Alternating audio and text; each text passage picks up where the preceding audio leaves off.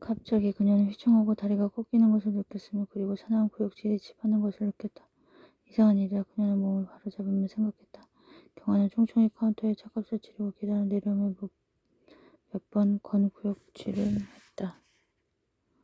이상한 일이다. 참으로 이상한 일이야. 비해받지 않은 음식을 먹은 적도 없는데 경화는 버스 정류장 팻말 철제 기둥에 몸을 기대고 현기증과 구역질을 가라앉히려고 애를 쓰고 있었다. 거리의 불빛이 흔들리고 있었다. 지나가는 버스의 매연 냄새가 이상하게도 향긋하게 느껴졌다. 그것은 전에 없던 일이었다.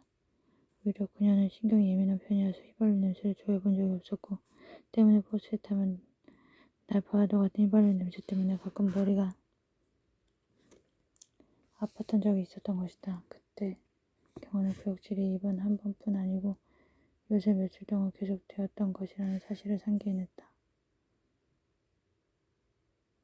그녀의 식욕은 놀라울 정도여서 그것은 그녀의 건강의 상징이었다. 그런데 그쯤엔 음식 냄새를 맡기만 해도 구역질이 치받고 음식 냄새가 역겨웠던 것이다. 그뿐 아니었다.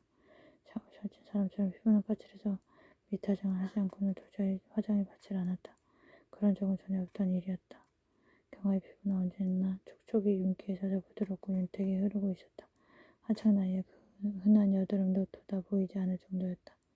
때문에 아까운 달걀을 먹는 것이 아니라 얼굴에 바르는 따위의 짓은 하지 않아도 그녀의 얼굴은 밀도 고른 유리 제품처럼 맑고 투명하였다. 그런데 요새 경화의 얼굴은 계절이 바뀌듯 흔히 그러하듯 피부가 거칠어져 있었던 것이다. 경화는 가까스로 구역질을 가라앉히고 몸을 일으켰다. 순간 경화의 눈앞으로 배부른 임산부가 스쳐 지나가는 것이 눈에 띄었다. 그녀는 장바구니를 들고 배를 내민 채 뒤뚱뒤뚱 걷고 있었다. 그때 경화는 무엇인가 오싹하는 전율이 몸을 스쳐 지나가는 것을 느꼈다. 그렇지, 혹시 임신일지도 모른다. 경화는 몸을 떨었다. 그녀는 물론 임신을 해본 적은 없었지만 막연하게 임신했을 때의 증세에 대해서 알고 있었다. 그러나 그것이 지금까지 느껴지지 않다가 갑작스레 인식된 것은 경화의 이번 증세가 유독 심했기 때문이었다. 그녀는 황급히 거리를 걷기 시작하였다. 생각해보자. 곰곰이 생각해보자고 경화는 머리를 모았다. 다달이 있었던 생리는 며칠 거르고 있었다. 그러나 그녀의 생리는 언제나 정상보다 일주일 혹은 신경 쓴 일이 많으면 거의 열흘씩이나 늦어지는 것이 보통이었기 때문에 신경을 쓰지 않았던 것이다.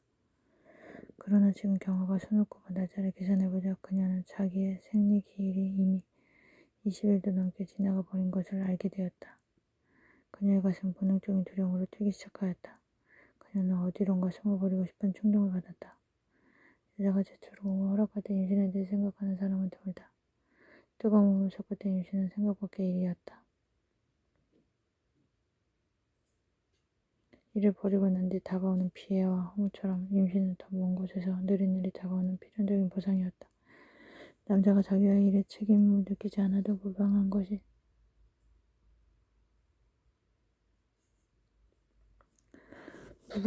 특권처럼 되어 있고 여자만이 자기의 옷을 벗는 것에 책임을 느껴야 한다는 그 차이점이 통속적으로 말한다면 바로 임신에 있을지도 모른다. 임신은 새 생명을 잉태한다는 사실 외에도 자기들의 무책임한 행위, 책임을 정확히 하는 것이다. 경화는 많은 영화에서, 소설에서 결혼한 여자가 임신을 했을 때 얼마나 기뻐하는 것인가를 보고 읽었다. 그러나 그것은 떳떳하고 당연한 결과였던 것이다. 그녀는 언뜻 으슥으슥하고 어둡고 축축한 여관방에서 자기를 더듬던 영석의 손과 그리하여 영석의 손끝에 묻은 슬픔을 잊어버리고 달아오르던 자신의 모습을 상기해냈다. 밖으로는 거리를 밟아오는 발자국 소리가 어지러운데 일이 끝난 뒤 막연히 천장에 무늬를 새던 자신의 모습을 생각해내자 경화는 자신에 대해 혀를 빼물고 싶은 혐오감을 느꼈다. 그녀는 정신없이 거리를 헤매기 시작했다. 21번째 그녀의 즐거워야 할 21번째 생일은 왜 이렇게 우울한 일만 생기는 것일까? 김다수 산부인과라는 네온의 불빛이 눈에 들어왔다. 그러나 그녀는 그냥 그 옆을 스쳐 지나갔다. 그녀는 오랫동안 걸었다. 이숙재 산부인과 여의사가 친절함이라는 간판이 눈에 들어왔을 때 그녀는 들어가서 진찰을 받아야겠다고 결심했다. 들어가서 확실한 것을 알아보자 남자 의사보다는 여의사가 낫겠지. 자기 면사를 보인다는 것은 의사라 할지라도 부끄러운 일이니까. 경화는 우선 병원 앞에 서서 주위를 살펴보았다. 아무도 없었다. 주거지를 파는 가도 판매원이 앉아서 오징어를 씹고 있을 뿐 아무도 그녀에게 주의를 주는 사람은 없었다. 경화는 아린 입술을 꼭 깨물며 병원문을 열고 안으로 들어섰다. 딸랑딸랑 문에 매달린 종이 울었다. 투약고라는 입구의 조그만 유리 칸막이 저편에서 경계를 하며 간호사의 눈이 다가왔다. 어떻게 오셨나요? 간호사는 하품을 하며 물었다. 선생님 좀 뵈러 왔는데요. 경화는 낯을 붉히면서 말을 했다. 선생님 좀 뵐 수 있을까요? 선생님은 지금 식사 중이세요. 한 10분만 기다리세요. 거기 소파에 앉아서 말이에요. 간호사의 얼굴이 유리 칸막이 저편으로 사라져갔다. 경화는 시트가 해진 소파에 몸을 던졌다. 불안해서 입술이 떨리기 시작했다.